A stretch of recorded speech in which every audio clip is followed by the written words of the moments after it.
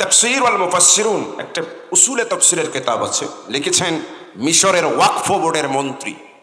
সুবহানাল্লাহ বলবেন না? আমাদের দেশের মন্ত্রীরা গাঞ্জা খাইয়া তাল পায় না।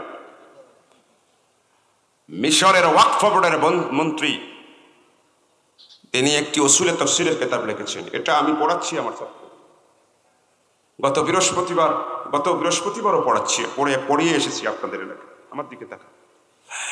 উনি লেখেন, একটি মেয়ের যদি বিয়া ছাড়া বাচ্চা হয়, বলুন তো ওই বাচ্চাটাকে সমাজ এবং ধর্মের দৃষ্টিতে বৈধ বাচ্চা বলা হবে না অবৈধ? আমাদের রংপুরি ভাষায় বলে জারুয়া সওয়াল। আপনারা কি বলেন? হ্যাঁ, জারস সন্তান।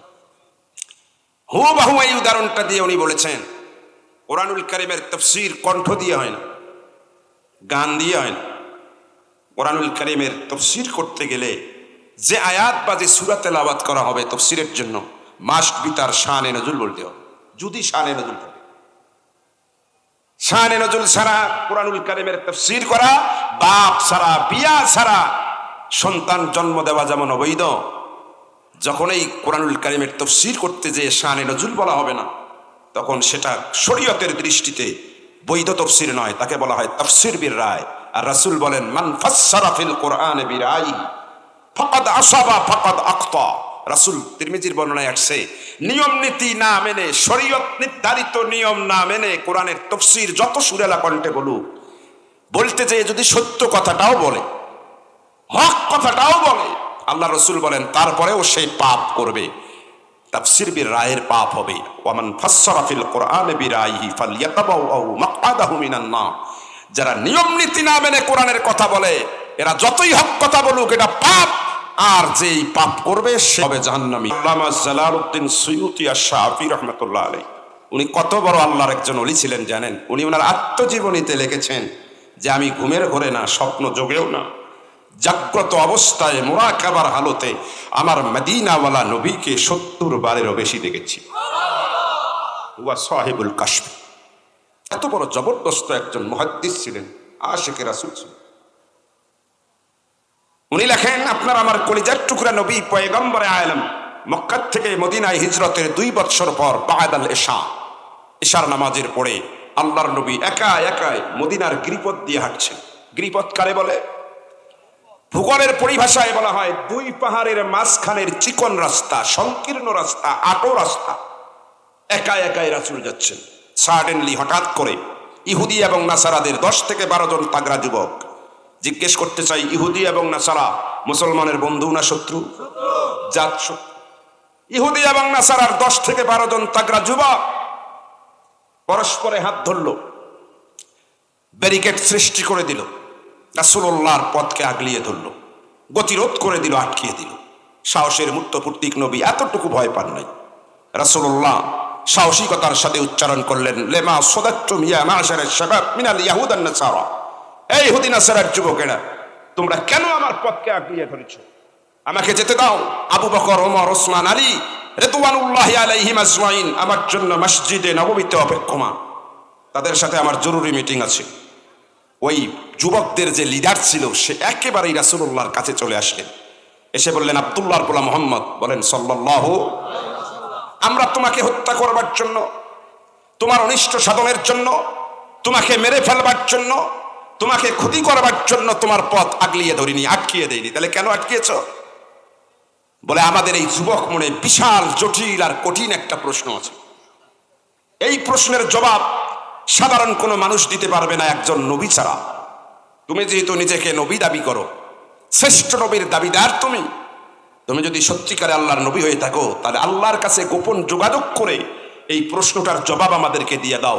জবাব যদি যুক্তিযুক্ত হয়, অ্যাপ্রোপ্রিয়েট হয়, একুরেট হয়, আমরা তোমার হাতে হাত রেখে তোমাকে শ্রেষ্ঠ নবী মেনে তাওহীদের কালেমা পড়ে এখানেই মুসলমান হয়ে যাব।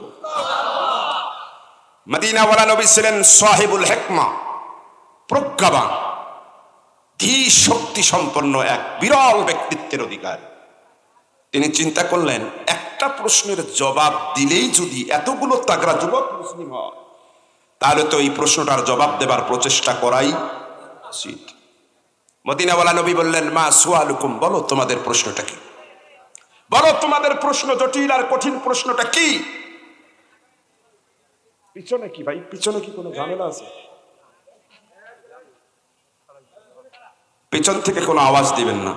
আমি আগেই বলছি যে আমি কমার্শিয়াল বক্তা না, আমি বক্তব্য দিতেই পারবো না যদি ডিস্টার্ব দেন, আর ডিস্টার্ব যদি দেন তাহলে মন্ত্র মুখস্থ আছে, ও আখিরু দাওয়ানা আলহামদুলিল্লাহি রাব্বিল আলামিন। আমি বড় কষ্ট নিয়ে আসছি।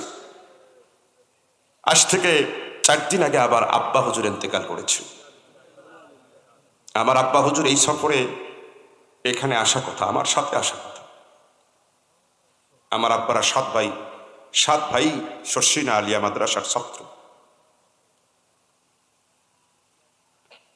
আমি কতটা কষ্ট নিয়ে কথা বলছি সেটা আমি জানি। মোবাইল আমি খুলতে পারি না, মোবাইল খুললেই মনে হয় আব্বাকে একটু কল দিই। এই জন্য পরিবেশটা নিরবচ্ছিন্ন দিবেন, আল্লাহর দোহাই লাগে। মদিনাওয়ালা নবী চিন্তা করলেন, এতগুলো যুবক একটা প্রশ্নের জবাব দিলে মুসলিম হবে।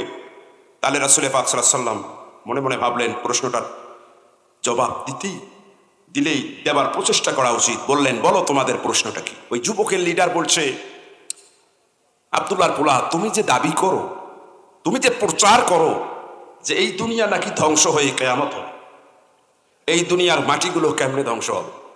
এই দুনিয়ার গাছপালা, তরুলতা, বৃক্ষ রাজি, পাহাড় পর্বত কেমনে ধ্বংস হবে? এই দুনিয়ার চন্দ্র সূর্য তারকা গ্যালাক্সি ব্ল্যাক হোল এগুলো কেমনে ধ্বংস হবে? ইম্পসিবল, বা মহালতা, অসম্ভব। এগুলো তো ধ্বংস হওয়া সহজ নয়, আর কিয়ামত হওয়াও সহজ নয়। তারপরেও তোমার দাবি অনুযায়ী যদি এগুলো ধ্বংস হয়ে কিয়ামত হয়, আমাদের প্রশ্ন হলো, মাতা তাকুমুস সাআ ওয়া কাইফা, কখন কিভাবে কিয়ামত হবে? তুমি যদি সত্যিকারে আল্লাহর নবী হয়ে থাকো, আল্লাহর কাছে গোপন যোগাযোগের মাধ্যমে প্রশ্নের জবাব দিয়ে দাও। জবাব যদি যুক্তিযুক্ত হয়, অ্যাপ্রোপ্রিয়েট, অ্যাকুরেট হয়, আমরা এখনই তোমার হাতে হাত রেখে তাওহীদের কালেমা করে মুসলমান। বুঝে থাকলে বলুন তো ভাইরা, আমার প্রশ্নটা সহজ ছিল না কঠিন ছিল? হাফিজুল হাদিস আল্লামা ইমামউদ্দিন ইবনে কাসির রাহমাতুল্লাহ আলাইহি লেখেন, আল্লাহর নবীর যখন কোনো প্রশ্নের জবাব জানা থাকতো না, আল্লাহর নবী পয়গম্বরে আলম আন্দাজের উপরে কোনো প্রশ্নের জবাব দিতেন না। মদিনাওয়ালা নবীর হ্যাবিট ছিল, অভ্যাস ছিল, আদত ছিল, প্রশ্নের জবাব যদি জানা না থাকতো, পয়গম্বরে আলম তার মোবারক চক্ষু দুইটা বন্ধ করে দিতেন। আপনি আমি বিপদে পড়ে চক্ষু বন্ধ করলে শুধু আধার দেখি, কিন্তু আপনার আমার কলিজার টুকরা নবী পয়গম্বরে আলমের চোখের এমন পাওয়ার ছিল গো বাবা। মদিনাওয়ালা নবী বিপদে পড়ে চক্ষু বন্ধ করার সাথে সাথে আল্লাহ পাকের আরশে আযীমের কোনায় তার যোগাযোগ হয়ে যায়। এই পাওয়ার আমার আপনার নবীর ছিল কি ছিল না? মদিনাওয়ালা নবী চক্ষু বন্ধ করেছেন, মদিনার গিরিপথে নির্জন প্রান্তরে যোগাযোগ হয়ে গেছে আল্লাহ পাকের আরশে আযীমের কোনায়। আমার আল্লাহ সাথে সাথে জিবরাইলের ডাক দিয়া কয়, জিবরাইল দেরি করিস না, আমার নবীকে বেকায়দার প্রশ্ন করে দিয়েছে কাফেরের যুবকেরা, এটা হতে পারে না। যা যারে জিবরাইল, কখন কিভাবে আমি দুনিয়া ধ্বংস করে কিয়ামত ঘটাবো? এই দুনিয়া সৃষ্টির 50,000 বছর আগে আমি আল্লাহ লাউহে মাহফুজের কলম দিয়া যখন কোরআন লিপিবদ্ধ করেছিলাম, ওই কোরআনুল কারীমের সূরাতুজ জিলজালের একটা আয়াতের মধ্যে আমি ওই যুবকদের প্রশ্নের জবাব সবিস্তারিতভাবে বর্ণনা করে দিয়েছি। দেরি করো না, এই মুহূর্তে আমার মদিনাওয়ালা নবীর উপরে সূরা জিলজালের একটা আয়াত তুমি মেসেজ আকারে নাজিল করে দাও। আয়াত নাজিল হয়ে গেল। আল্লাহ রাব্বুল আলামিন ডাক দিয়া বলে, হাবিব চক্ষু খোলেন, মাথা তোলেন, আল্লাহু আকবার বলেন। যুবকদের প্রশ্নের জবাব আপনি কোরআনের ভাষায় দিয়ে দেন, বলেন অবশ্যই এই দুনিয়া ধ্বংস হয়ে কিয়ামত হবে। কখন? আমার আল্লাহ বলেন, হাবিব আপনি বলে দেন, ইযা সুলসিলাতিল আরদু সিলসালাহা ওয়া আখরাজাতিল আরদু আতকালাহা ওয়া ক্বালাল ইনসানু মা লাহা। নাজিল হয়ে গেল আয়াত। আল্লাহ কয়, হাবিব আপনি বলুন, ইদা অবশ্যই এই দুনিয়া ধ্বংস হবে। কখন? ইদা মানে যখন। বলেন ইদা মানে কি? যখন। এই দুনিয়া ধ্বংস হবে তখন, ইদা মানে যখন, সুলসিলাতিল আরদু সিলসালাহা, এই জমিন একদিন প্রচন্ড আকারে কাঁপবে, থামবে না যখন, কিয়ামত হবে তখন। আল্লাহু আকবার বলেন। ভাই এখনো মাঝে মাঝে জমিন কাঁপে কিনা? কাঁপতেই থাকে না, থেমে যায়। কিন্তু কিয়ামত যেদিন হবে সেই দিন জমিন কাঁপুনি শুরু হবে, থামবে না কিয়ামত না হওয়া পর্যন্ত। কাঁপার মতো কাঁপবে। এ তর্জমা কেন? আলেম মানুষ যারা তারা বুঝবেন, যারা ইংরেজি বুঝেন। সুলসিলাত এটা হলো ভার্ব, সিলসালাহা এটা হলো ওই ভার্বের পাস্ট পার্টিসিপল। যারা বাংলা গ্রামার বুঝেন তাদের উদ্দেশ্যে বলছি, সুলসিলাত এটা হলো ক্রিয়াপদ, সিলসালাহা এটা হলো ক্রিয়ামূল। কথা কি আপনার বুঝতেছেন? আরবি গ্রামারের কায়দায় সুলসিলাত এটা হলো ফেল, সিলসালাহা এইটা হলো সুলসিলাতের মাসদার। আরবি গ্রামারের কায়দা হলো ফেল এর সামনে যদি ওই ফেলের মাসদার আসে সেটা তাকিদের অর্থ দেয়। যেন তেন কাঁপবে না, কাঁপার মতো কাঁপবে। আল্লাহু আকবার বলেন। জরাবতুকা আমি তোমাকে মেরেছি, মানে দুই একটা থাপ্পড় দিয়েছি। জরাবতুকা জরবান আমি তোমাকে মারার মতো মারছি। দুই মারার মধ্যে পার্থক্য আছে না নাই? এখানে তাকিদের শব্দ। এই জন্য তর্জমা হবে তাফসীর মূলক যে কিয়ামত জমিন কাঁপলেই হবে না, কাঁপার মতো কাঁপবে যখন কিয়ামত হবে তখন। বলে হুজুর এই কাঁপুনিটা কখন শুরু হবে? এই আয়াতের ব্যাখ্যায় রাসূলের হাদিস। আল্লাহ পাক হঠাৎ একদিন ইসরাফিলকে ডাক দিয়া বলবেন, ইসরাফিল সিংহায় ফু দাও। সিংহায় যখন ফু দিবে তখন এই কাঁপুনি শুরু হবে। বলে হুজুর কেমন কাঁপুনি? আল্লাহ পরের আয়াতে তার স্কেল বর্ণনা করছেন। জমিনে যখন ভূমিকম্প হয়, কয়েক মিনিটের ভিতরে ব্রেকিং নিউজ, মতলবের কিলাতলিতে ভূমিকম্প হয়েছে, রিখটার স্কেল তার মাত্রা হলো এত। কথা বলেন না কেন? প্রচন্ড কাঁপুনি আর ঝাঁকুনির কারণে এই জমিনের প্রথম অংশটা সপ্তম স্তরে চলে যাবে, সপ্তম স্তরটা প্রথম স্তরে চলে আসবে। আর জমিনের নিচে সোনা দানা মণি মুক্তা হীরা জহরত কাঞ্চন যত মূল্যবান পদার্থ আছে, প্রচন্ড কাঁপুনি আর ঝাঁকুনির কারণে মাটির নিচে থাকতে পারবে না। প্রচন্ড কাঁপুনি আর ঝাঁকুনির কারণে মাটি ভেদ করে মাটির উপরিভাগে চলে আসবে। সব মূল্যবান পদার্থ মাটির নিচে খনিতে যা আছে, প্রচন্ড কাঁপুনি আর ঝাঁকুনির কারণে সব মাটির উপরে আসবে। আল্লাহু আকবার বলেন না। খুব মনোযোগ দেন।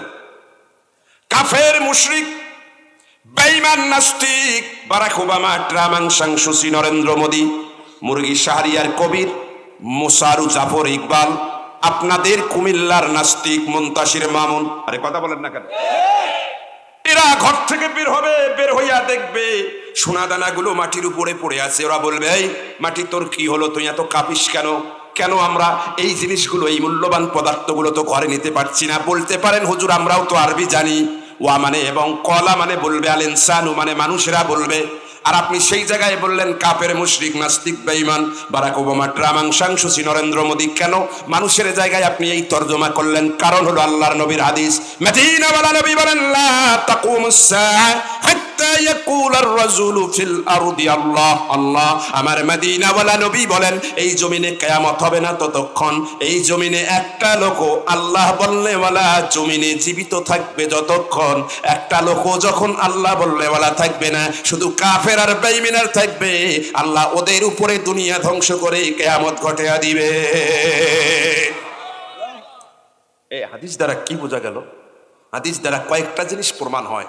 এক নম্বরে হলো কিয়ামত যখন হবে তখন দুনিয়ায় যারা থাকবে একজনও মুমিন থাকবে না। কথা বলেন, একজনও মুমিন কি থাকবে তাহলে? কাফের, মুশরিক, বেঈমান। আর এই যে ওয়াকালাল ইনসানু, এই মানুষ দ্বারা আল্লাহ পাক কোন ঘটনার কথা ইঙ্গিত দিচ্ছেন? যখন কিয়ামত হবে। আরে কথা বলেন না কেন? আমার দিকে দেখেন। দুই নম্বরে এই হাদিস দিয়ে আরেকটা জিনিস প্রমাণ হয় যে এই পৃথিবী মূলত টিকে আছে মোল্লা, মৌলবি, নামাজি, দাঁড়িয়া, টুপিদের জন্য, ওই নাস্তিক মোরতাদের জন্য নয়। অথচ 16-17 বছর এই মোসারু, ঘুষেরু, পেটারু, সুদেরু, এই বদমাইশ রামবামের দালালেরা মাইক নিয়েই সাংবাদিক সম্মেলনে কয় বিসমিল্লাহির রহমানির রহিম, প্রিয় দেশবাসী, আমরা দেশকে উন্নয়নের রোল মডেল সড়কে নিয়ে যাচ্ছি, দেশ অনেক আগিয়ে যাচ্ছে, কিন্তু এই মোল্লা মৌলবি সাম্প্রদায়িক শক্তি, প্রতিক্রিয়াশীল গোষ্ঠী, পশ্চাৎপদ, এরা দেশটার উন্নয়ন চায় না বিধায় এরা দেশটাকে পিছায় দিতে চায়। এই মোল্লা মৌলবীরা না থাকলে আমরা দেশটাকে পাকিস্তান, আমরা আমেরিকার চেয়েও অনেক দূরে আগে আনিতাম। মানে ভাবখানা এমন, এই মোল্লা মৌলবীরাই হলো দুনিয়ার উন্নতি, বাংলাদেশের উন্নতির জন্য বাধা। কিন্তু আসল ঘটনা হলো ওরা যা কিছু বৈধ কামাই করেছে 16-17 বছরে, কামাই করার পরে বিদেশে পাচার করছে, ওটার 1 সেকেন্ডের 100 ভাগের 1 ভাগ আল্লাহ টাইম দিতেন না যদি এই মোল্লা মৌলবী দাঁড়িয়া টুপি মাদ্রাসা ওরা না থাকতো। কথা বলেন ঠিক না? একটা কথা আছে না, যার জন্য খাইলা চিননি সেই মোল্লা চিনলি না। আরে কথা কন না কেন? এই জন্য আমার দিকে তাকান। ওয়া ক্বালাল ইনসানু, এর তরজমা করছেন তাফসীরে কুরতুবী, খুলে দেখবেন। ওয়া ক্বালাল ইনসানু, ইমাম কুরতুবী বলেন ইয়ানি ওয়া ক্বালাল কাফিরু, ইনসানের জায়গায় উনি কাফের শব্দটা ব্যবহার করছেন। কেন? আল ইনসানের আলিফ লামটা আলিফ লামে ইস্তিগরাকি নয়, এটা হলো আলিফ লামে জিনসি। কারণ সব ধরনের মানুষ জীবিত থাকলে আল্লাহ কিয়ামত ঘটাবেন না, শুধু কাফের জাতিরা জীবিত থাকবে, বেঈমান জাতিরা জীবিত থাকবে, তখন কিয়ামত হবে। এই জন্যই এখানে ইনসানের জায়গায় কাফের দিয়া তরজমা করা ওয়াজিব হয়ে গিয়েছে। চিৎকার মেরে বলেন আল্লাহু আকবার। এগুলোর নাম হলো তাফসীর। আর আমরা তাফসীর মানে কি? দয়াল বাবা হাক্কে বেলা কাবা টুন টুন টুন টুন। আমরা তাফসীর বুঝি কি? আল্লাহর নবী, ও নবী গো, মারাত্মক হুজুর গো, এটা কিয়ামতের লক্ষ্য। রাগ করছেন বুঝি? মাহফিলটা মাদ্রাসা, অতএব এই মাহফিলের মাদ্রাসায় বছরে পড়াশোনা যা হয় অন্তত 1 বছরে ভালো ভালো আলেমদেরকে নিয়ে এসে কোরআনের মজাটাকে এটা দিয়ে দেওয়া, এটাই মাহফিলের উদ্দেশ্য। আরে কথা কর না কেন? এই 3টা আয়াতের 5 মিনিটে সারমর্ম বলে দিচ্ছি, বুঝতে কষ্ট হচ্ছে? আমার দিকে দেখেন। জমিন এত জোরে কাঁপবে, প্রচন্ড কাঁপুনি আর ঝাঁকুনির কারণে এই জমিনের উপরে 7 আসমান, আসমানে থাকতে পারবে না, ভেঙ্গে জমিনে পড়ে যাবে। আল্লাহু আকবার বলবেন না? কাঁপবে জমিন, ভাঙবে কি আসমান। তাহলে কত ভয়ঙ্কর বিষয়। এই সূরাটা কত বড় মারাত্মক জানেন? ইমাম কুরতুবী আলাইহির রহমা লিখছেন, হাযিহিস সূরাতু তাজিল্লুল কুলুব জিল্লা, এটা এমন একটা মারাত্মক ভয়ঙ্কর সূরা, রাসূলের উপরে যখন নাজিল হয়েছিল রাসূলুল্লাহর জান্নাতি নুরানি চেহারাটা ভয়ে নীল হয়ে গিয়েছিল। সিদ্দিকে আকবর আবু বকর সিদ্দিক রাদিয়াল্লাহু তাআলা আনহু জীবনে এই সূরাটা শুরু থেকে শেষ পর্যন্ত তেলাওয়াত করে শেষ করতে পারেন নাই, বেহুশ হয়ে পড়ে গিয়েছে। কি আছে এখানে জানেন? একটা শুধু তথ্য দিয়ে যাই, এই কোরআনুল কারীমের সবচেয়ে শুভ সংবাদের আয়াত হলো লা তাকনাতু মির রাহমাতিল্লাহ। সুবহানাল্লাহ বলেন। এটা কোরআনের সবচেয়ে সহজ আয়াত, আর কোরআনের সবচেয়ে ভয়ঙ্কর আয়াত হলো এই সূরার মধ্যে আছে। আল্লাহু আকবার বলবেন না? এই ভয়ঙ্কর সূরাটাই আমি দেখছি, আপনারা শুধু খালি শুনবেন, একটু আল্লাহু আকবার বলেন, ভয় এটা একটা অ্যাক্টিং করেন, তাও আল্লাহ নেকি দিবে। সুবহানাল্লাহ বলেন। ভয় না লাগলেও অ্যাক্টিং করে। কি আছে এই সূরা? বলে জমিন কাঁপবে, ভাঙবে কি আসমান। শুধু তাই না, প্রচন্ড কাঁপুনি আর ঝাঁকুনির কারণে। আপনাদের এলাকায় শিমুল ফুল আছে না? শিমুল ফুলটা যখন গোটা হয়, বলেন তো ওই গোটার ভিতরে কি থাকে? তুলা থাকে। এটা যখন ফেটে যায় প্রচন্ড গরমে, ওই গোটার ভিতর থেকে কি বের হয়? তুলা বের হইয়া কি স্থির থাকে না, বাতাসের সাথে উড়ে উড়ে যায়? মুফাসসিরিন ইকরামরা লেখেন, কিয়ামত যখন হবে জমিন এত প্রচন্ড আকারে কাঁপবে, এই দুনিয়ার যত পাহাড় পর্বত গাছপালা তরুলতা ওরকম শিমুল ফুলের ভিতরের গোটার থেকে বের হওয়া তুলার মতো উড়ে উড়ে ধূলিসাৎ হয়ে ধ্বংস হয়ে যাবে। সর্বশেষ কি ঘটনা ঘটবে জানেন? হাদিসে পাকের মধ্যে এসেছে, এই দুনিয়ার 13 লক্ষ গুণ বড় সূর্য। বলেন বলেন কত লক্ষ? এই দুনিয়ার 13 লক্ষ গুণ বড় সূর্যটা আসমানে থাকতে পারবে না, প্রচন্ড কাঁপুনি আর ঝাঁকুনির কারণে আজ ওই তার নিজ কক্ষপথ থেকে ভেঙ্গে জমিনে পড়বে, পড়ার সাথে সাথে দুনিয়ার সব জীব জানোয়ার মারা যাবে, কিয়ামত হবে। মদিনাওয়ালা নবী বলেন কিয়ামত হবে সূর্য ভেঙে পড়ার পরে, মাটিগুলো মাটি থাকবে না, সব তামা হবে। আর তামা যখন হবে তখন 40,000 বছর এই মাটির উপরে বৃষ্টি হতে থাকবে। বলেন কত হাজার বছর? সাহাবীরা জিজ্ঞেস করলেন হুজুর 40,000 বছর বৃষ্টি হবে কেন?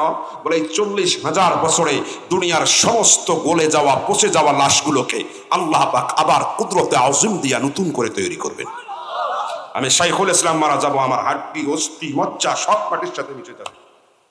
আল্লাহ 40,000 বছরে আমার যে বডিটা দেখতেছেন আল্লাহ হুবহু এই বডিটাই আবার তৈরি করে দেবেন। বলেন এই শক্তি আল্লাহর আছে না নাই? 40,000 বছর পরে আল্লাহ রাব্বুল আলামিন ইসরাফিলকে ডাক দিয়া বলবেন ইসরাফিল আর একবার ফুঁক দাও। বুঝে থাকলে কিলাতুল ফাজিল মাদ্রাসার সমবেত জনতা বলেন তো এটা কয় নম্বরের ফুঁক? আন্নাফাকাতুত তানিয়া, 2 নম্বরের ফুঁকটা যখন দিবে তখন সমস্ত বডির ভিতরে আল্লাহ পাক কুদরতে আযম দিয়া জান ঢুকায়া দিবেন, রূহ ঢুকায়া দিবেন। আল্লাহু আকবার বলেন। সবাই রূহ যখন ফিরে পাবে, অনেক বর্ণনা সংক্ষিপ্ত বলে দিয়ে যায় রে মুসলমান, মানুষগুলো তার মাকবারা কবর থেকে উঠবে হাসরের ময়দানে। আহওয়ালুহুম উরিয়ানান, মুফাসসিরিনে কেরামরা লেখেন তারা প্রত্যেকেই উঠবে নিজের কবর থেকে ন্যাংটায় উলঙ্গ অবস্থায়, এক সুতা পরিমাণ কাপড় কারো পরনে থাকবে না, সবাই উলঙ্গ অবস্থায়। 2 জন মানুষের পরনে শুধু কাপড় থাকবে। একজন হলো জাতির পিতা ইব্রাহিম খলিলুল্লাহ, আর একজন হলেন আপনার আমার কলিজার টুকরা নবী মুহাম্মদুর রাসূলুল্লাহ। সবাই উলঙ্গ। কি ভয়াবহ অবস্থা হবে! সূর্য মাথার উপরে তাপ দেওয়ার কারণে মানুষের মাথার মগজগুলো মমের মতো গলে গলে চোখের ছিদ্র দিয়া, নাকের ছিদ্র দিয়া, কানের ছিদ্র দিয়া, মুখের ছিদ্র দিয়া, পেশাব পায়খানার রাস্তা দিয়া দুর্গন্ধযুক্ত পুজ আকারে গলে গলে হাসরের ময়দানে পড়তে থাকবে। ভয়াবহতা এত বেশি হবে, সবাই বলবে ইয়া নফসি ইয়া নফসি ইয়া নফসি, আল্লাহ আমারে বাঁচাও, আল্লাহ আমারে বাঁচাও। কেবলমাত্র শুধুমাত্র একমাত্র আপনার আমার কলিজার টুকরা নবী পয়গম্বরে আলম রহমাতুল লিল আলামিন তার জান্নাতি মস্তকটি মাকামে মাহমুদে আল্লাহ পাকের কুদরতি পায়ে ফেলায়া দিয়া চোখের পানি ছেড়ে দিয়া ভিন্ন আওয়াজ দিবেন, বলবেন ইয়া হাবলি উম্মতি ইয়া হাবলি উম্মতি ইয়া হাবলি উম্মতি। আল্লাহ আমারে না, আমারে না, আমার উম্মত কোথায়? আমার উম্মতদেরকে তুমি বাঁচিয়ে দাও। ইয়া নফসির মধ্যে শুধুমাত্র উম্মতি ডাক আমার নবী দিবেন আল্লাহ পাক, সাথে সাথেই হাবিবকে দরদের ডাক দিবেন, ডাক দিয়া বলবেন হাবিব খবরদার খবরদার কাঁদবেন না, মাথা উঠান, চোখের পানি মুছে ফেলেন। আপনি হাবিব যা চাইবেন আমি আল্লাহ তাই দিব, তারপরেও আপনি কাঁদেন, এটা আমি আল্লাহ সহ্য করতে পারবো না। লম্বা কথা ভাইরা আমার, দিলের কান দিয়া শোনেন। আল্লাহ ডাক দিবেন যখন হাবিবকে, সাথে সাথেই মদিনাওয়ালা নবী উঠবেন, উঠে এরকম করে 2 হাতের তালু দিয়া চোখের পানিগুলো মুছবেন। মুছার পরে আল্লাহরে ডাক দিয়া বলবেন আল্লাহ আনতা রব্বুল আলামিন আনা রাহমাতুল লিল আলামিন। আল্লাহু আকবার বলেন। আল্লাহ আপনি হলেন রব্বুল আলামিন, আনা রাহমাতুল লিল আলামিন, আমি হলাম রাহমাতুল লিল আলামিন। আমার সামনে এতগুলো মানুষের কষ্ট আমি সহ্য করতে পারি না, আল্লাহ দয়া করে একটু বিচার শুরু করে দেন। আল্লাহ আপনি বিচার শুরু করে দেন, এই কষ্ট আর আমি চাই না, দেখতে চাই না, আমি রাহমাতুল লিল আলামিন। সাথে সাথে আল্লাহ রাসূলুল্লাহর এই সুপারিশটা গ্রহণ করে আল্লাহ তার বিচারের আসনে বসবেন। মুফাসসিরিনে কেরামরা লেখেন সাময়িক কারণে হাসরের ভয়াবহতা আল্লাহ একটু কমায়া দিবেন, এরপরে বিচারে যখন বসবেন মুফাসসিরিনে কেরামরা লেখেন তখন আউয়ালান মুতলাকান কিয়ামতের ময়দানে দল হবে মোট 4টা। বুঝে থাকলে জবান খুলে যুবকেরা জবাব দেন তো, কিয়ামতে দল হবে মোট কয়টা? আরো জোরে কয়টা? জোরসে বলেন কয়টা? 1 নম্বরের দল হবে বিনা হিসাবে জান্নাতি, সুবহানাল্লাহ বলেন। 2 নম্বরের দল হবে বিনা হিসাবে জাহান্নামী, নাউজুবিল্লাহ। 3 নম্বরের দল হিসাব হবে একেবারে সহজ, সুবহানাল্লাহ বলেন। 4 নম্বরের দল হিসাব হবে বড় কঠিন। তাহলে দল কয়টা? আরেকটু জোরে কোন? 4টা। মজার ব্যাপার কি জানেন, এখন আপনারা যদি অনুমতি দেন তাহলে আমি এই 4টা দলের বয়ান কোরআন হাদিসের আলোকে করব। আমি যখন এই 4টা দলের বয়ান কোরআন হাদিস থেকে করব, আপনারা যে দলেই করেন না কেন প্রত্যেকেই টের পাবেন আপনি এই 4 দলের কোন দলের মধ্যে আছেন। কারা কারা জানতে চান একটু হাত তুলে দেখেন। মুসলমানের তাকবীর দেন, লিল্লাহে তাকবীর। হয় নাই? আরেকটু জোরে, লিল্লাহে তাকবীর।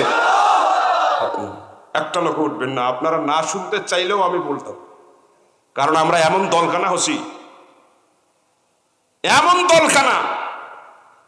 আওয়ামী লীগ কয় আমরা জান্নাতি, বিএনপি কয় আমরা জান্নাতি, ইরশাদ মামু কয় আমরা জান্নাতি, জামাত ইসলাম কয় আমরা জান্নাতি, পীর মুরিদি যারা করে তারা কয় আমরা জান্নাতের ভিতরে।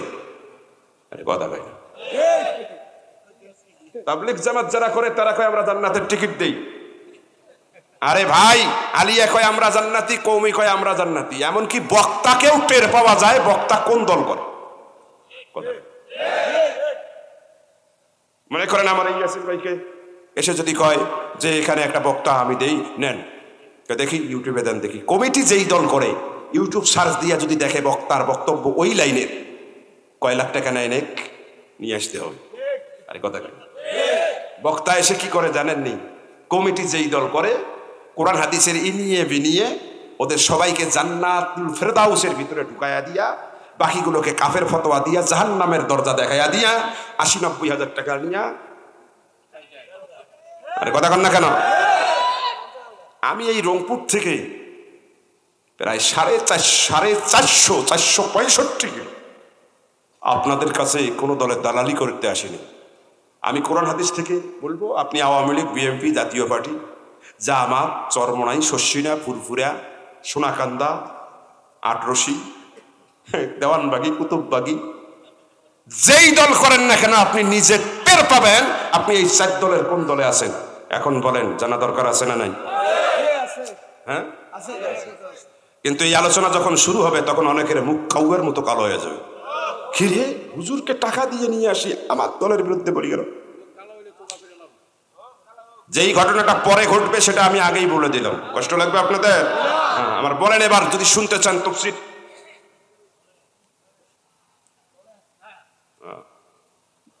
বলেন বলেন, দল হবে কয়টা? সবাইকে বলা লাগবে কয়টা? 4টা। আসেন, আপনার থাকা লাগবে শেষ পর্যন্ত। 1 নম্বরের দল বিনা হিসাবে, বলেন বলেন, 1 নম্বরের দল কি? বলে হুজুর এরা কারা? দেখেন তো আমরা ওই দলে আছি কিনা।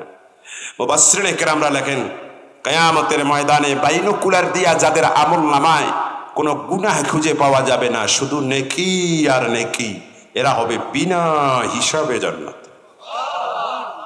কি নাই আমল নামায়? কি নাই? কি আছে? শুধু নেকি আর নেকি। এরা হবে বিনা হিসাবে। আপনার আমার কি খালি আমল নামায় নেকি আছে? তাহলে আপনি আমি কি এই অনুযায়ী তালিকায় আছি? বলে হুজুর এরা কারা? এরা হলো নবী আর রাসূল। সুবহানাল্লাহ বলবেন না? আর একটু জোরে করে, এরা কারা? নবী রাসূল। নবী রাসূলরা বিনা হিসাবে জান্নাতি। কারণ আকীদা সাফ করুন, আমার দিকে তাকান। আহলুস সুন্নাত ওয়াল জামাতের আকীদা হলো কুল্লু নাবিয়্যিন মাসুম। আল্লাহু আকবার বলেন। আদম নবীর থেকে আরম্ভ করে আমাদের নবী পর্যন্ত 1,24,000, বলুন ধরুন 2,24,000, সমস্ত নবীরা নিষ্পাপ ছিলেন, এদের কোনো পাপ ছিল না। সুবহানাল্লাহ বলেন। এই আকীদা। এখন নবী রাসূলেরা হবে বিনা হিসাবে জান্নাতি। তাহলে আপনি আমি তালিকায় নাই। মন খারাপ হয় নাই? একদল বলছে হয়েছে, যারা বলছে মন খারাপ হয় নাই তারা ইমানের ঠেলায় বলছেন মন খারাপ হয়নি। আরে ভাই, ফাও পাইলে বাঙালি আলকাতরা খায়, একটা কথা আছে না? বিনা হিসাবে জান্নাত যেতে পারলাম না, এটা মন খারাপ হওয়ারই কথা। এই বয়ানটি রাসূল পাক সাল্লাল্লাহু আলাইহি ওয়াসাল্লাম সাহাবীদের সামনে করেছিলেন, সাহাবীদেরও মন খারাপ হইয়া গেছিল। সুবহানাল্লাহ বলেন। বলে হুজুর সাহাবীদের মন খারাপ হলো কেন? কারণ সাহাবীরা তো নবী নয়। কথা বলেন, সাহাবীরা কি নিষ্পাপ? এই জায়গায় আর একটা মাসলা বলি, আমাদের দেশের মধ্যে মৌলবীদের ঘুতে আছে, চরম ঘুতে আছে। সাহাবীরা নিষ্পাপ নয়, সাহাবীরা হলো মাগফুর। সুবহানাল্লাহ কয় না? ক্ষমা প্রাপ্ত, যাদেরকে ক্ষমা করে দেওয়া হয়েছে। ক্ষমা কাদের করা হয়? যাদের ত্রুটি আছে। কথা কয় না ভাই? চাকর বেয়াদবি করছে, দোষ করছে, আর একজন লোক এসে কয় স্যার আপনার এই চাকর কাজে ফাঁকি দিছে, 4 নম্বরই করছে। মালিক কয় আমার চাকর করছে, মাফ করে দিছি। ভাই, এখানে তৃতীয় ব্যক্তির কোনো কথা থাকতে পারে? শুনে রাখবেন, জেনে রাখবেন, সাহাবায়ে কেরামদের মানবিক যে ত্রুটিগুলো হয়েছে, আল্লাহ বলেন আমি মালিক হিসাবে বলছি, সব ত্রুটি আমি আল্লাহ পাক আমার সাহাবীদের জন্য ক্ষমা ঘোষণা করে দিয়েছি। তো মালিক যেখানে ক্ষমা করেছে, তুমি কোন পণ্ডিত হয়েছো যে সাহাবায়ে কেরামের সমালোচনা করো? কথা বলেন। মালিক ক্ষমা করে দিয়েছে, তুমি কোন পণ্ডিত? আল্লাহ বলেন রাদিয়াল্লাহু আনহুম ওয়া রাদওয়ান, আমি আল্লাহ বলছি সাহাবীরা আমার প্রতি রাজি ছিল, আমি আল্লাহ ওদের সমস্ত ত্রুটি মাফ করে ওদের প্রতি রাজি হয়ে গিয়েছি, ওরা জান্নাতি। সুবহানাল্লাহ বলেন। সাহাবীরা যে জান্নাতি, এরা কি ভাই নিষ্পাপ হওয়ার ভিত্তিতে জান্নাতি না ক্ষমা প্রাপ্ত হওয়ার ভিত্তিতে জান্নাতি? এইগুলা মনে রাখবে, এই জিনিস পিছলা জিনিসগুলো মনে রাখতে হবে, না হলে ইসলাম বড় বিপদে পড়ে যাবে। যেটা এই মৌলিক জিনিসগুলো না জানার কারণে আমাদের মৌলবীদের মধ্যে ঘুটাঘুটি চলছে। আরে কথা কয় না কেন আমার দিকে? সাহাবীরা তো নবী নয়, তাদের মন খারাপ হইয়া গেছে রাসূলের কাছে যখন এই বয়ান শুনছে। মদিনাওয়ালা নবী ছিলেন মনস্তাত্ত্বিক মানবিক। সাহাবীদের মুখের অবস্থা দেখে মনের অবস্থা ধরে ফেললেন, ডাক দিয়া কয় সাহাবীরা রে, মন খারাপ করো না, আমার আল্লাহ আমারে কানে কানে বলেছেন, হাবিব আমি আল্লাহ আপনারে ওয়াদা দিলাম, নবী আর রাসূল না হওয়া সত্ত্বেও শুধু আপনি নবীর উম্মত হওয়ার কারণে উম্মতে মুহাম্মদের ৭০,০০০ গুনাহগারকে আমি আল্লাহ রাব্বুল আলামিন বিনা হিসাবে জান্নাত দিয়া দিব।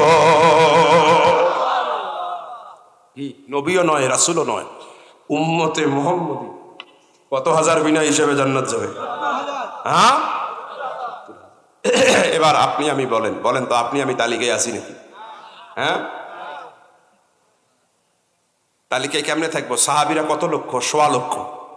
তালিকা যখন আল্লাহ করবে, বলেন তো ভাই, তালিকাটি সাহাবীর থেকে শুরু হবে না গিলাতলির থেকে শুরু হবে?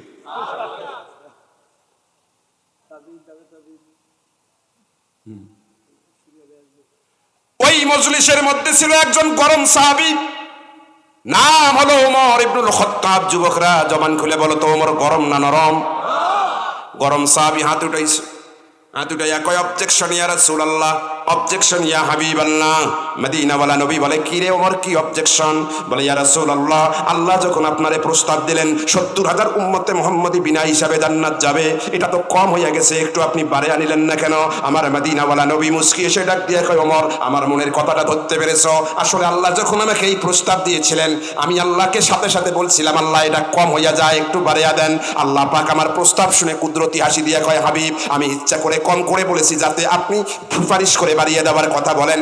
যেহেতু আপনি সুপারিশ করে বাড়িয়ে দেওয়ার কথা বললেন, জান গো জান নবী, আমি আল্লাহ আপনাকে ওয়াদা দিলাম, সাক্ষী রেখে বলতেছি, কিয়ামতের ময়দানে ওই ৭০,০০০ গুনাহগার উম্মত যখন বিনা হিসাবে জান্নাত যাওয়া শুরু করবে, যাওয়ার সময় ওই ৭০,০০০-এর একজনেই আরো ৭০,০০০-কে টেনে টেনে বিনা হিসাবে জান্নাত নিয়ে যাবে।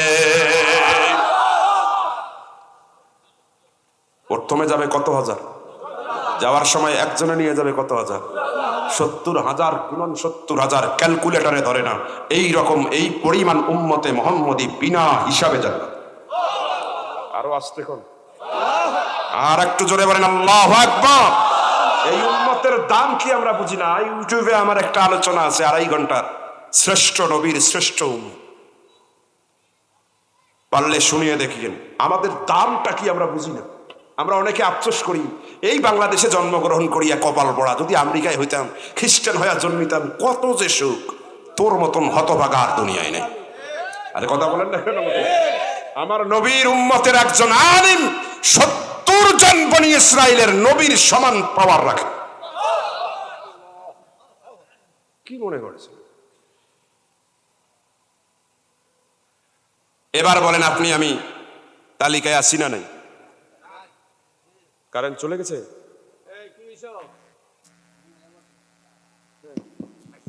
মাশাআল্লাহ, আপনারা কি কষ্ট পাইতেছেন?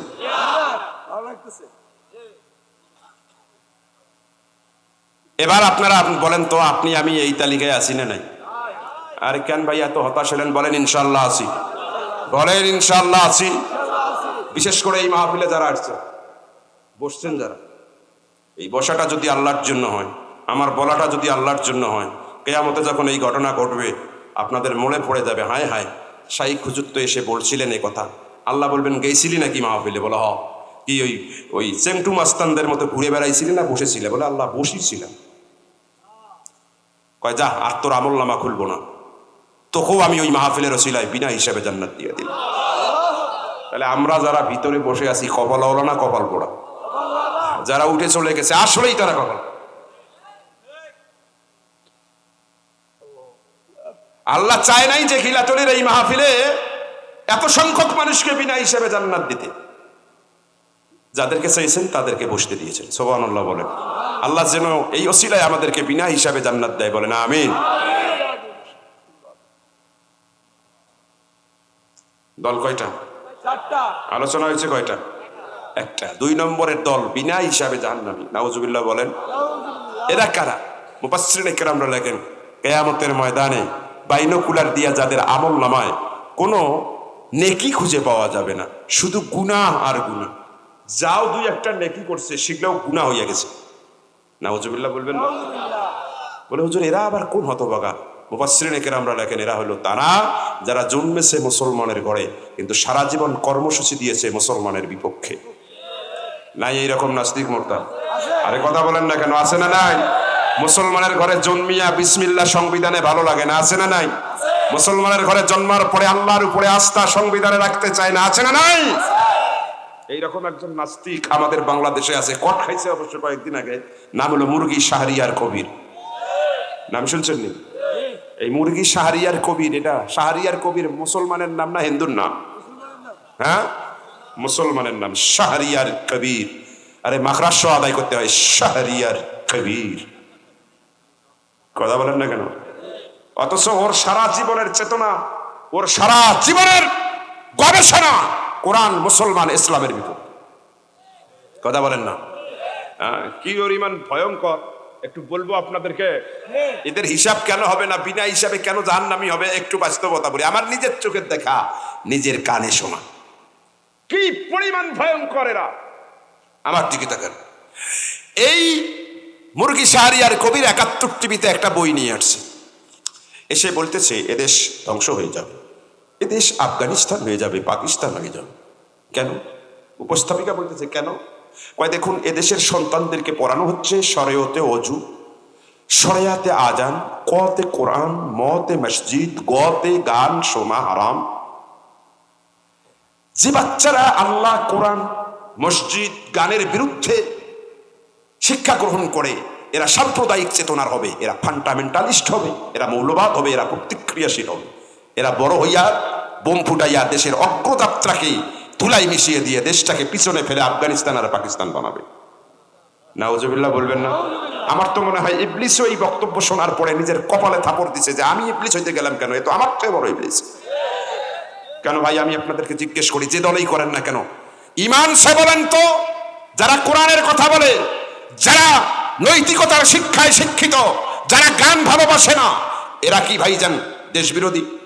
আরে কথা বলতে হবে, এরা কি স্বাধীনতা বিরোধী? তাহলে এরা কি করতে চায়? এরা কি বলতে চায়? বরং আমি তো বলি, এই যে শিক্ষিত মানুষ অনেক চেহারা দেখতে পাচ্ছি, আজ থেকে 40 বছর আগে পাঠ্যপুস্তকে যা ছিল এটা সত্যিকারের মানুষকে মানুষ বানাইয়া দিত। কথা বলেন ঠিক না? আর এই হুতুম পেশারা ডিজিটাল শিক্ষার নামে, আধুনিক শিক্ষার নামে, প্রগতিশীল শিক্ষার নামে, স্মার্ট বাংলাদেশ করার শিক্ষার নামে দারুণের মতবাদ, ট্রান্সজেন্ডারের মতন সমকামীর মতবাদ দিয়া আমার এই বাংলাদেশের সমাজটাকে ধুলায় দুচরিত করে ভারতের পাঁচাটা গোলাম বানানোর ষড়যন্ত্রে লিপ্ত ছিল। প্রমাণ কি? আজ থেকে 40 বছর আগে কি শিখছিলাম আর এখন কি শিখাচ্ছিল ওরা, একটু দেখুন। বলবো আমার আব্বা হুজুর আমাকে বাংলা শিখিয়েছিলেন। আমাকে কিভাবে শিখাইছেন? শরিয়তে ওযু করো, নামাজ পড়ো, অলস হলে দুঃখ বড়, শরিয়াতে আজান হলে জুমায় যাই, আল্লাহ সারা মাবুদ নাই, ওতে ঔষধ খাও সুখ হলে, আল্লাহ শাফি কাফি বলে, যতে ঝগড়া ফাসাদ বাড়াবাড়ি, ধ্বংস আনে তাড়াতাড়ি। আমরা কবিতা শিখেছিলাম, সকালে উঠিয়াই আমি মনে মনে বলি, সারাদিন আমি যেন ভালো হয়ে চলি, আদেশ করেন যাহা মোর গুরুজনে, আমি যেন সেই কাজ করি ভালো মনে। আমরা কবিতা শিখেছিলাম, আমাদের ছোট গায়ে ছোট ছোট ঘর, থাকি সেথা মিলেমিশে নাহি কেহ পর। ভাইজান, ছোট বাচ্চাদের হাতে কমেই সাপের ভয়, সরে আতে আমটি আমি খাবো পেরে। কার আম পেরে খাবা? তোর বাবার আম নাকি চেয়ারম্যানের আম? অনুমতি নিয়ে খাবা না অনুমতি ছাড়া খাবা? হালাল হারামের তমিজ নাই। এই সন্তানটা যখন বিসিএস ক্যাডারের বড় অফিসার হয়ে যায়, ভাইজান সামনে যদি গুরুত্বপূর্ণ ফাইল আসে, ওই যে আমটি আমি খাবো পেরে হালাল হারাম না শিখবার কারণে টাকার বস্তা ছাড়া ফাইল সই করে না। যার কারণে বঙ্গবন্ধুর সোনার বাংলা, শহীদ প্রেসিডেন্ট জিয়াউর রহমানের জাগ্রত বাংলা, আর আমাদের 18 কোটি মুসলমানের স্বাধীন সার্বভৌম চেতনার বাংলা এই ঘুষখোরদের জন্য দুর্নীতির আখড়ায় পরিণত হয়ে গিয়েছে। দেশ কারা ধ্বংস করেছে? ভালো করে বুঝুন। ঝামেলাটা কোন জায়গায় লাগাইছে ভালো করে বুঝুন। আবার কবিতা শিখায়, আগাও নাই মাতাও নাই। কি কবিতা? হাট্টিমা টিম টিম, তারা মাঠে পারে ডিম, তাদের খাড়া দুটো শিং, তারা হাট্টিমা টিম টিম। রে মুসলমান, 100 বছর প্রাণী বিজ্ঞানীরা গবেষণা করবার পরে এক যোগে রায় দিয়া দিল, পৃথিবীর ভিতরে যেই পশুর মাথায় শিং থাকে কিয়ামত হওয়া সম্ভব, সেই পশু জীবনে ডিম দিতে পারে না। আর এই বদমাশের জাতিরা, ভারতের গোলামরা আজগুবি শিক্ষা দিয়ে কয় হাট্টিমা টিম টিম, তাদের মাথায় খাড়া দুটো শিং, তারা মাঠে পারে ডিম। এর চেয়ে বদমাশি আর ফাজিল গল্প দুনিয়ায় হতে পারে না। মাহফিলে গেছিলাম আপনাদের চাঁদপুরে, গত বছরের ঘটনা। যে বাড়িতে খাইতে দিছে, খাওয়া দাওয়া মাশাআল্লাহ খুব ভালো। ছোট্ট একটা পরীর মতো সুন্দর একটা বাচ্চা আমাকে এসে সালাম দিল। ওর বাবা বলতেছে, হুজুর আমার মেয়েটা ইংরেজিতে খুব পাকা। আমি কিভাবে বুঝলেন? বলে যে ওর ইংরেজি অনেক কবিতা মুখস্থ আছে। আমি বললাম, মামুনি বলো তো দেখি কি কবিতা? কয় বলবো? হ্যাঁ বলবো। বলেন। ও বলতেছে, ট্রিঙ্কেল ট্রিঙ্কেল।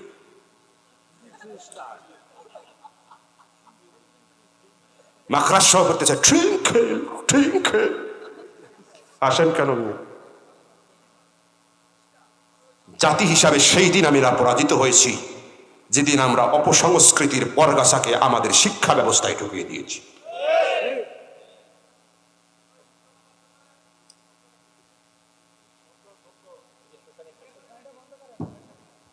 আওয়াজ শোনা যায় না?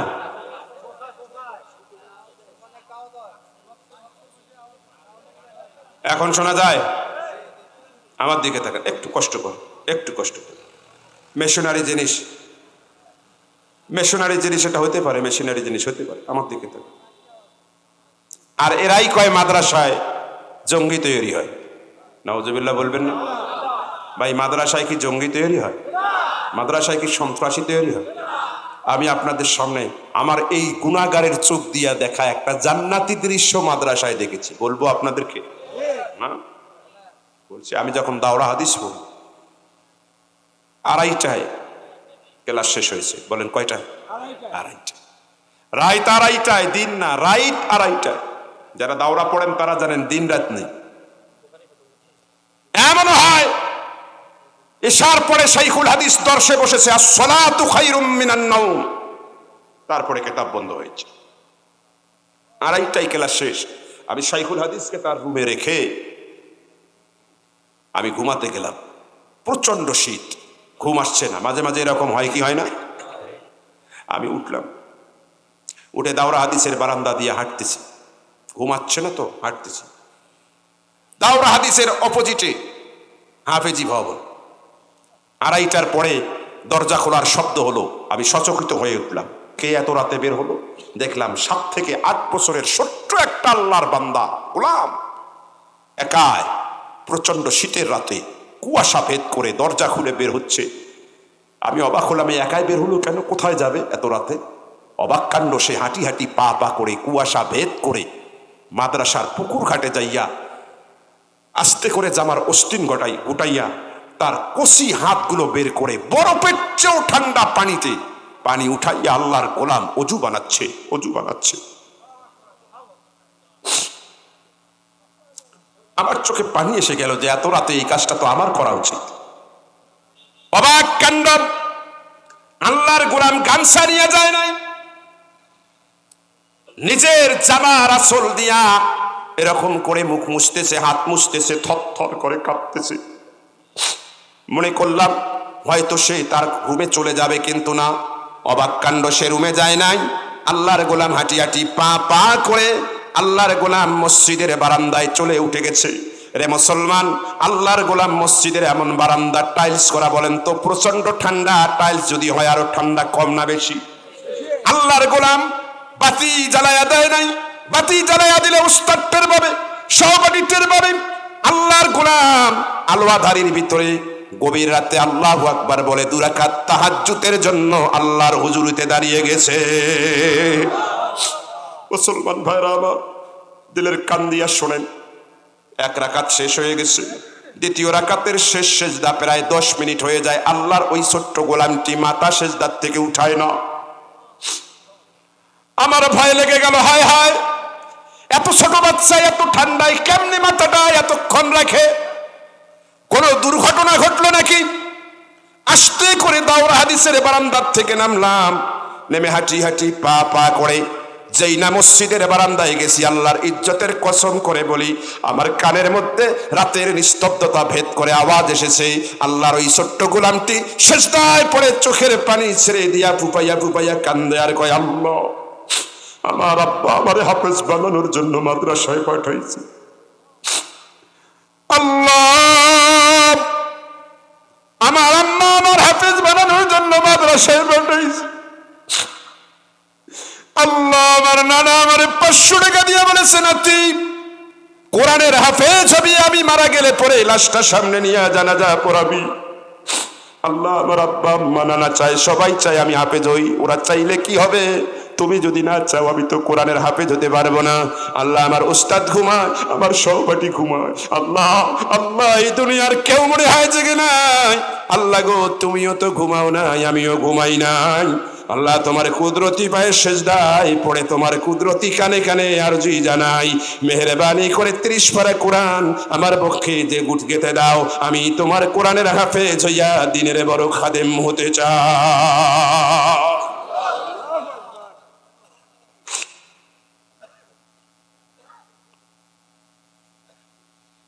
মুসলমান, মাদ্রাসায় এরকম আল্লাহর ওলি পয়দা হয়,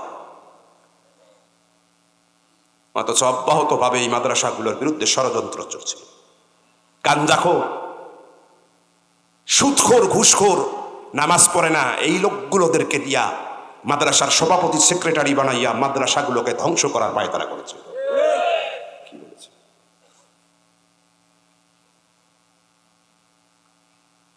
রাগ করছেন বুঝি আপনারা?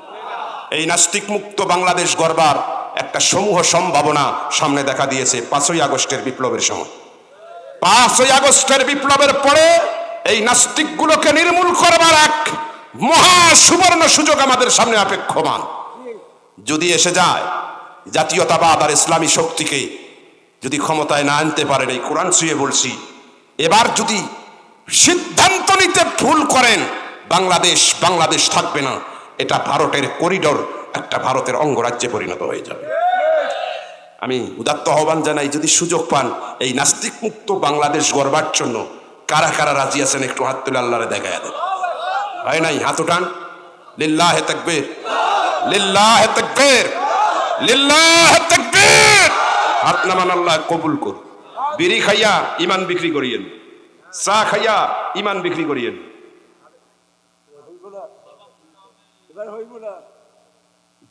বলেন দল কয়টা?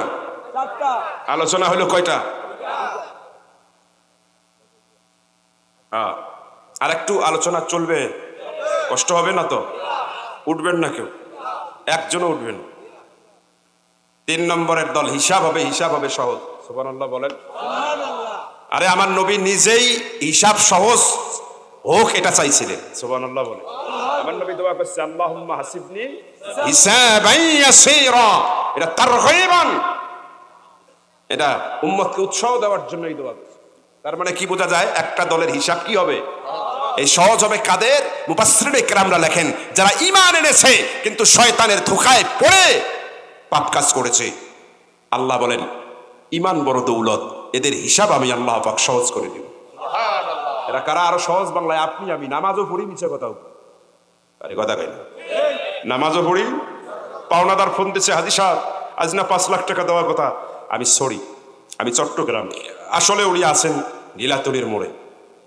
আরে কথা কই না।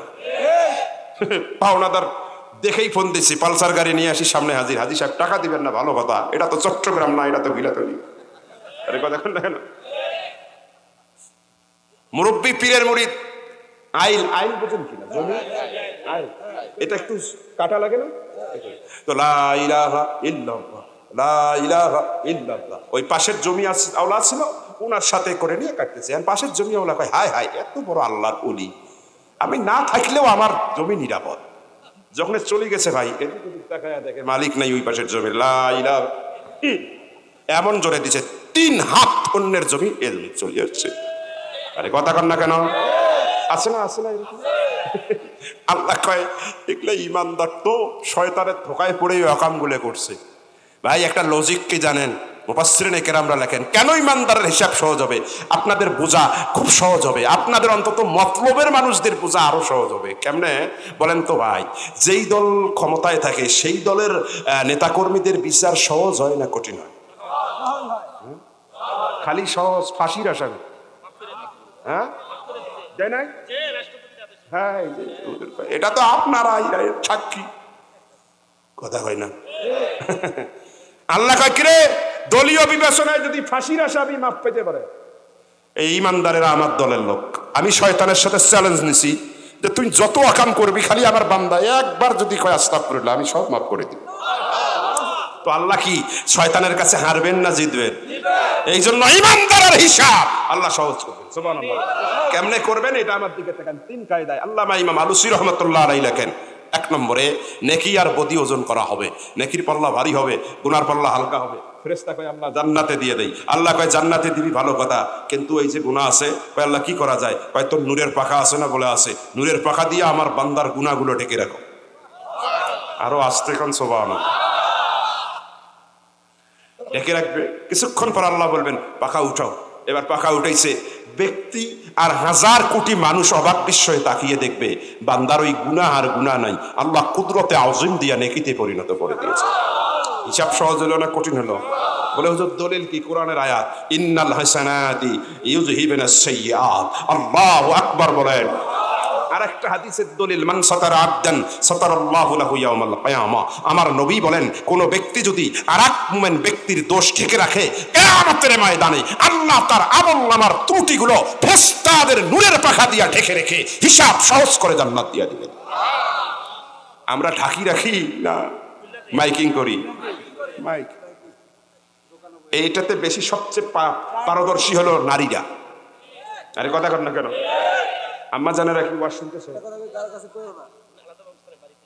বাড়িতে একজনের শোনে, বাড়িতে 4-5 জন মহিলা এক জায়গায় হলে ওখানে একজন বক্তা হয়ে যায়।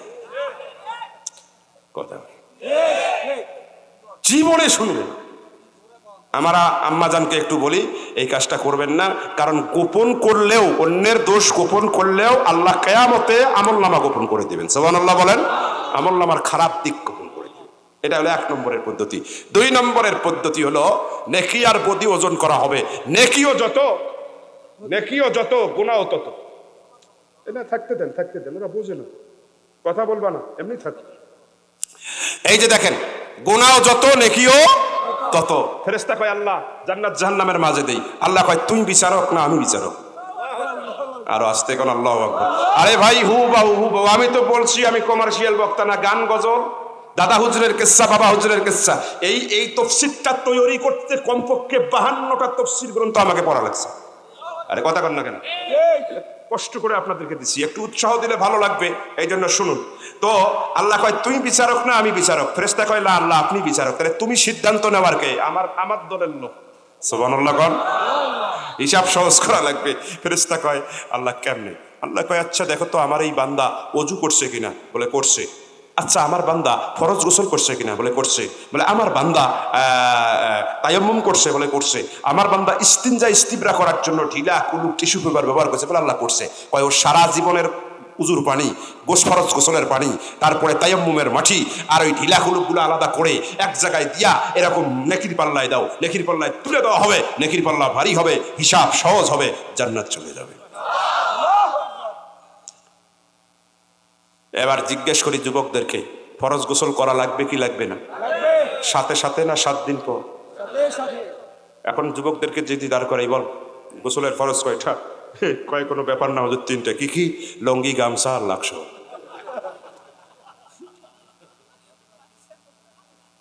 আসবেন না ভাই।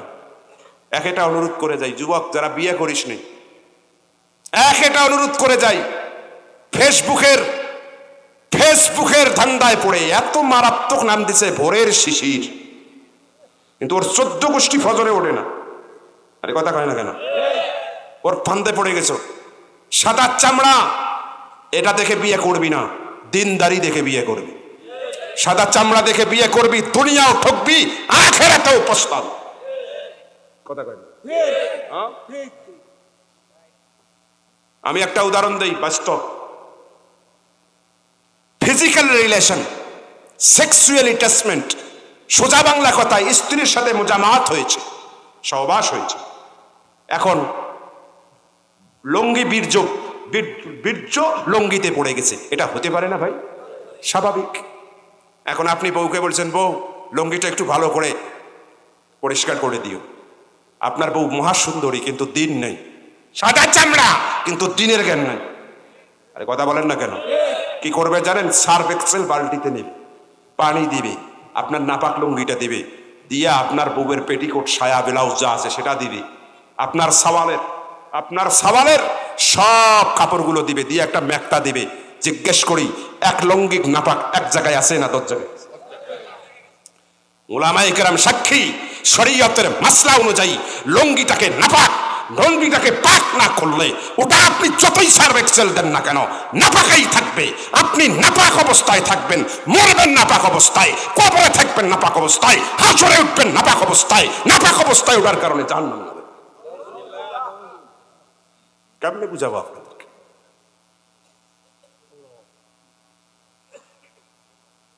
এই জন্য বুঝে শুনে বিয়ে করবেন। 3 নম্বরের পদ্ধতি, রাগ করতেছেন নি আপনারা?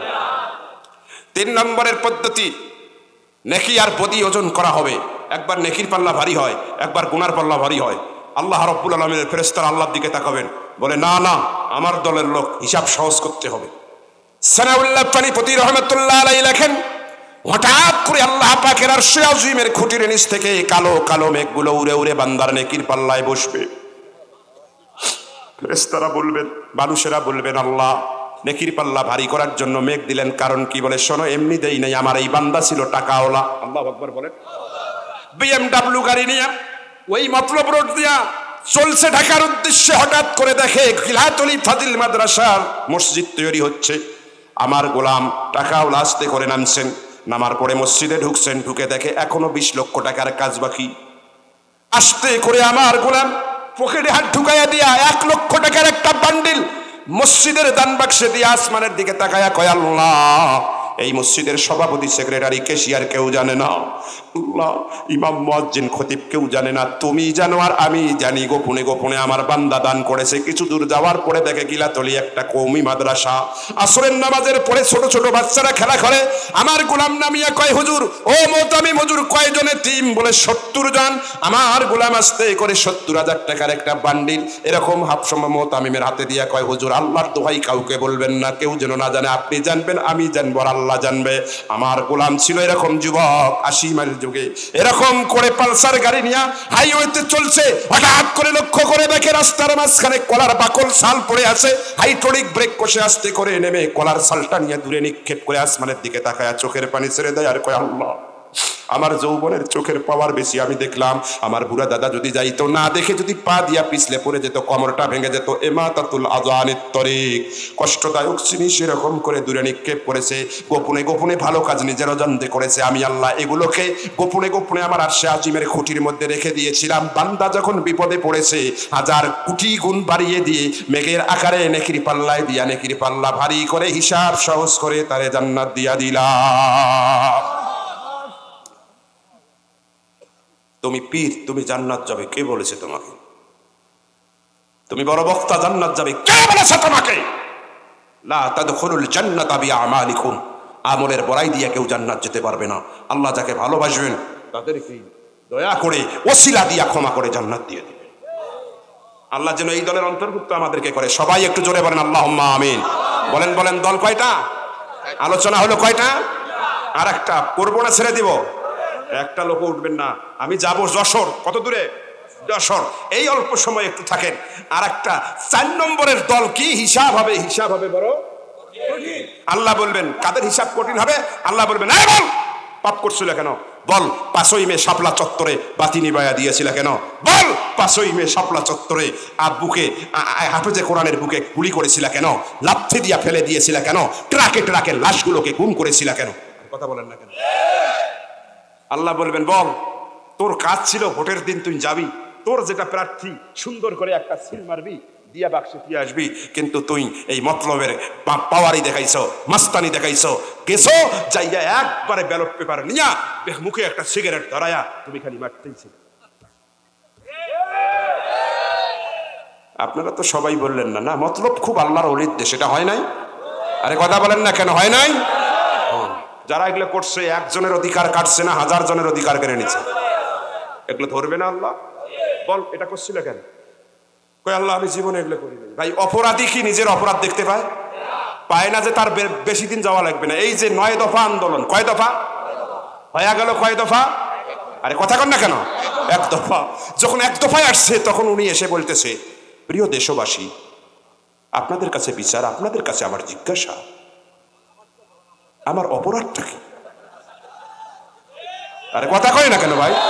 কি কয়? আমার এত মানুষ মরল, এত মায়ের বুক খালি হলো, আর বলে আমার অপরাধটা কি? কারণ অপরাধী নিজের দেখতে পায় না। কথা বলেন ঠিক না বেঠিক? এইরকম কিয়ামতের ময়দানে, হাসরের ময়দানে আল্লাহ বলবেন অপরাধ করছে কেন? আল্লাহ আমি এগুলো জীবনে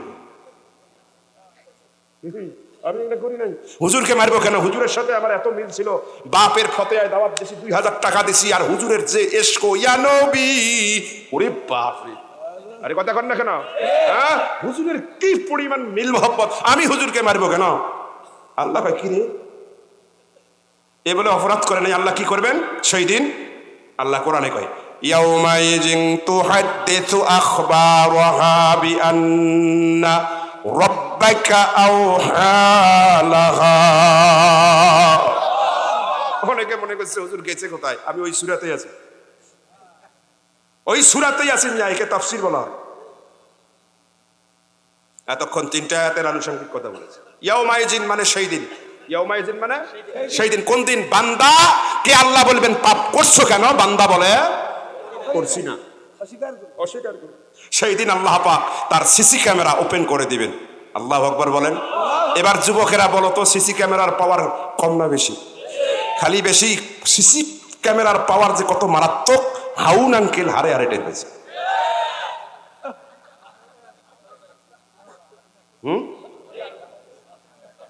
এলা আমার দাদারা বুঝবে না, কিন্তু যুবকেরা কয় হুজুর কয় কি? আরে হ্যাঁ ভাই, ওই যে 3.5 ইঞ্চি, এটা কি প্রকাশ্য ক্যামেরায় রেকর্ড হয়েছে না গোপন ক্যামেরা? হ্যাঁ, এই আওহা বাবে এফাল থেকে আসছে নাকি? বাবে এফালের খাসিয়াত কি? লাজিম হওয়া। কেমনে বোঝাই? সোজা বাংলা কথায় শুনে রাখেন, আওহা বাবে এফাল দিয়ে ব্যবহার করে আল্লাহ বুঝাইতে চেয়েছেন এমন সংবাদ যার অডিও আছে, ভিডিও আছে, যাকে কখনোই মিথ্যা প্রতিপন্ন করা যায় না। আল্লাহু আকবার বলেন। আল্লাহ কয় এই মাটি তোর গোপন ক্যামেরা ওপেন করে দে। আল্লাহু আকবার বলেন।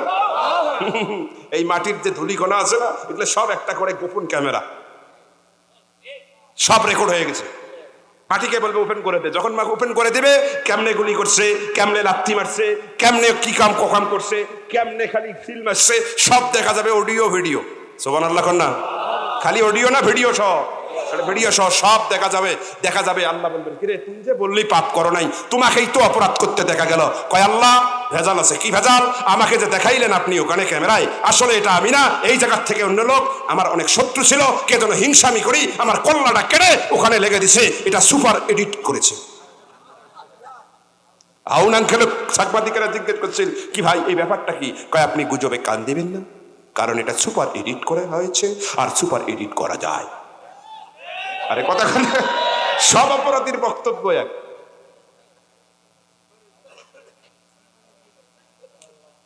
রাগ করছেন মিয়া?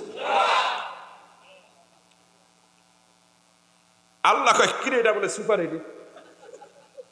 আল্লাহ এবার কি করবে জানেন? আমার দিকে তাকান। আল ইয়াউমা নাখতিমু আলা আফওয়াহিহিম, আল্লাহু আকবার বলেন। এই মুখ বন্ধ করে দিবে, পা সাক্ষী দিবে কতটা হাফেজে কোরআনকে লাত্তি মেরেছে, হাত সাক্ষী দিবে কত রাউন্ড বুকে গুলি চালিয়েছে, কি পরিমাণ সিল মারছে, চোখ সাক্ষী দিবে, কান সাক্ষী দিবে, লজ্জাস্থান সাক্ষী দিবে যে আল্লাহ আমি তো মন্ত্রী ছিলাম, বউ আমার সুন্দরী ছিল, তারপরেও আমি ওই যে মাহিয়া মাহি পূজা চেরি, আরে কথা কন না কেন, এদেরকে এমপি হোস্টেলে আনতাম, তারপরে ইডেন কলেজের ছাত্রী লীগের ড্যাশ ড্যাশ ড্যাশ ড্যাশ কি বানায়া বলছি নি ভাই আপনাদের? আরে শুনে রাখেন, লজ্জাস্থান নিজের বউ ছাড়া কতজন নারীর কাছে কতবার গিয়েছে, কত গ্যালন বীর্য অবৈধভাবে ফেলেছে, সব বলে দিবে আমার আল্লাহর কোরআন বলে। কথা বলেন ঠিক না বেঠিক?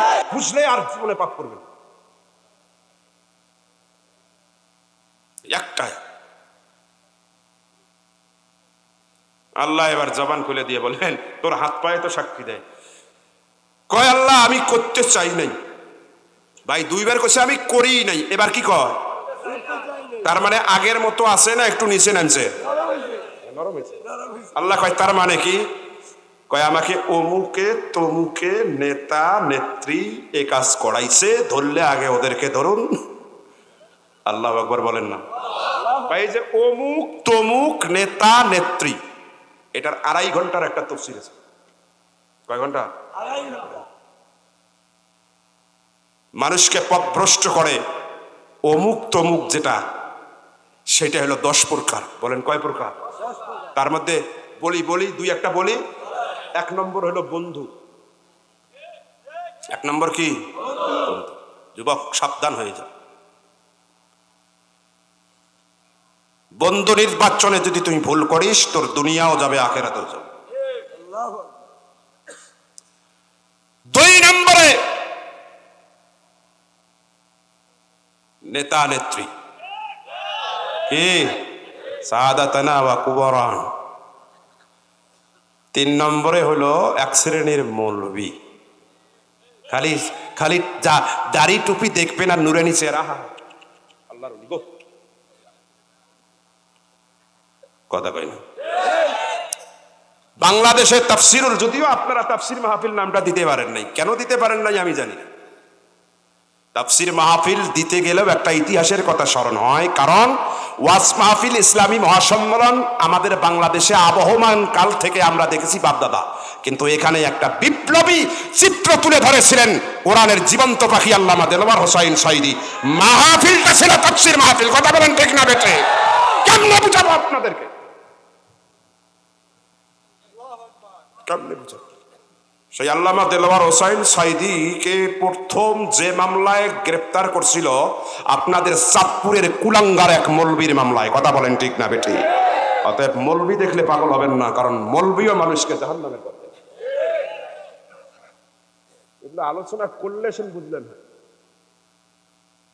আমাকে দাওয়াত দিয়ে আসলেন হলো মিলাদের মানুষ, দুঃখিত।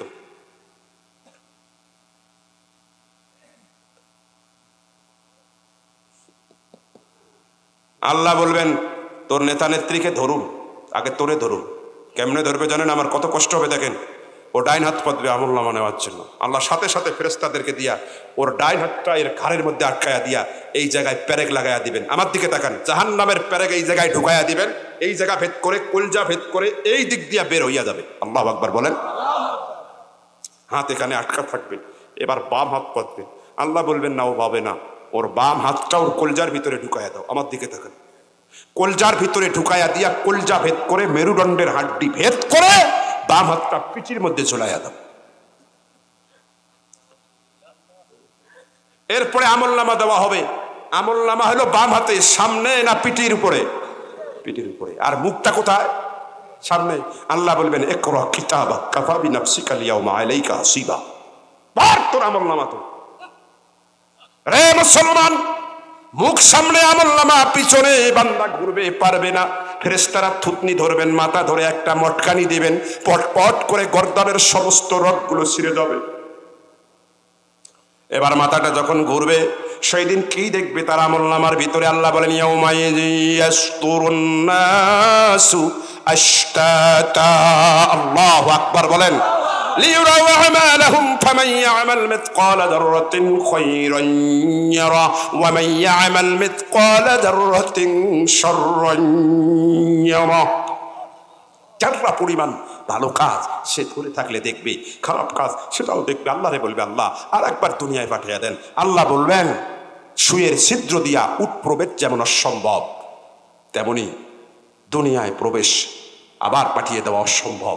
আল্লাহ বলবেন ফাখুজু, ওরে ধরো, ওয়াগুল্লু, ওরে শৃঙ্খলা বন্দি করো, তুম্মাল জাহিমা সাল্লো, ওরে জাহান্নামে নিক্ষেপ করো। কেমনে ধরা হবে জানেন? ফায়ুখাযু বিন নওয়াসি ওয়াল আকদাম, সামনের চুলগুলো ধরে উল্টা দিকে মুড়াইয়া ধনুকের মুখ বাঁকা করে তাকে বাঁধা হবে, এরপরে জাহান্নামে নিক্ষেপ করা হবে। খালিদিনা ফিহা আবাদা, চিরস্থায়ী সে জাহান্নামে জ্বলতেই থাকবে। আল্লাহ যেন এই দলের অন্তর্ভুক্ত আমাদেরকে না করেন। জোরে কোন আমিন। প্রিয় ভাইরা, গান নাই, গজল নাই, সুর নাই, স্বর নাই। যে কয়জন মানুষ ছিলেন, বসেছিলেন, এটা আমি আমার শাইখুল ইসলামের বাবাগিরি ন, এটা আল্লাহ পাকের কোরআনুল কারীমের হক তাফসীরের মুজিজা। আল্লাহ দুনিয়ায় যদি আমাদেরকে দেখা নাও করান, আখেরাতে জান্নাতে সিঁড়িতে যেন আল্লাহ আমাদেরকে দেখা করে দেন। আল্লাহ আমাদের সবাইকে কবুল করুন। এখন দোয়া হবে, বিশেষ করে আপনাদের কাছে দোয়া চাই। আমার আব্বা হুজুর ইন্তেকাল করেছেন, তার জন্য দোয়া করবেন। আর আমি এখন চলে যাব ঢাকা হয়ে সেই যশোরের উদ্দেশ্যে, যাতে নিরাপদে পৌঁছিতে পারি। আমি আমার সফর সঙ্গীকেও নিয়ে আসতে পারিনি, সফর সঙ্গীর একটু অসুবিধা আছে বাড়িতে, যার কারণে আমাকে একাই আসতে হয়েছে। সাথে ড্রাইভার আছে। আর আপনারা দোয়া করবেন। আমি মতলব থেকে যতবারই মাহফিল করে গিয়েছি 2 বার ডাকাতের কবলে পড়ছিলাম। এখন কি ডাকাত আছেন? হ্যাঁ, নাই, আলহামদুলিল্লাহ। তাহলে আমি যেন নিরাপদে যেতে পারি। আল্লাহ আমাদের সবাইকে কবুল করুক। বিশেষ করে আমাদের প্রিন্সিপাল হুজুর অত্যন্ত সজ্জন একজন ব্যক্তি, তিনি অসুস্থ, তার জন্য দোয়া করবেন। আগামীকালকের মাহফিলে আপনারা আরো বেশি একজন প্রখ্যাত আলেমে দিন আসবেন, আপনারা আসবেন, সহযোগিতা করবেন। আল্লাহ আমাদেরকে কবুল করুক, আমিন, আল্লাহুম্মা আমিন। আলহামদুলিল্লাহি রাব্বিল আলামিন والعاقبة للمتقين والصلاة والسلام على سيد الأنبياء والمرسلين وعلى آله وأصحابه وأهل بيته أجمعين. ربنا ظلمنا أنفسنا وإن لم تغفر لنا وترحمنا لنكونن من الخاسرين. ربنا لا تزغ قلوبنا بعد إذ هديتنا وهب لنا من لدنك رحمة إنك أنت الوهاب. রব্বে কারিম, 2 দিন ব্যাপী মাহফিলের প্রথম রজনীতে আল্লাহ প্রাজ্ঞ বিজ্ঞ উলামায়ে কেরামরা আলোচনা করেছেন। পরিশেষে আমি গুনাহগার, খাকসার, গাল্লা, ইলমহীন, আমলহীন একজন ব্যক্তি তোমার কোরআনুল কারীমের একটি সূরাকে আবর্তন করে নির্ভরযোগ্য মুফাসসিরিন ইকরামদের বক্তব্যের নিরিখে তাফসীর করেছি।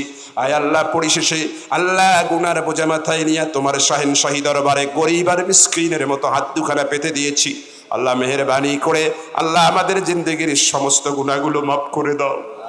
আল্লাহ, আমরা যারা আমিন আমিন বলছি, আমাদের কারো বাবা নাই, কারো আম্মা নাই, কারো বাবা